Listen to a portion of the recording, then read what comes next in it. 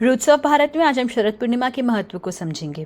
शरद पूर्णिमा एक ऐसा पर्व है जिसमें वैज्ञानिक, आध्यात्मिक और संस्कृति का सुंदर मेल देखने को मिलता है।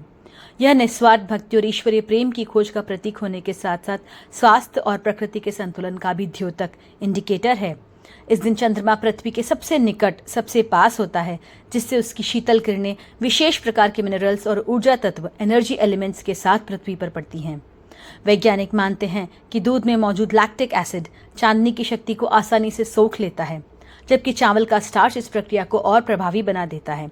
इसी कारण शरद पूर्णिमा पर दूध चावल की खीर को खुले आकाश तले चांदनी में रखने की परंपरा प्रचलित है। इस खीर को अमृत तुल्य माना गया है क्योंकि चांदनी उसमें औषधीय गुण भर देती है। माना जाता है कि इससे पित्त दोष, इम्बैलेंस ऑफ बाइल का निवारण होता है, ब्लड प्रेशर संतुलित रहता है, पाचन डाइजेशन में सुधार होता है और रोग प्रतिरोधक क्षमता, इम्यूनिटी बढ़ती है। प्राचीन आयुर्वेदिक ग्रंथ चरक संहिता में भी उल्लेख है कि वर्षा ऋतु के बाद शरद ऋतु में पित्त का प्रकोप बढ़ता है और चंद्रमा की चांदनी इस असंतुलन को शांत करती है।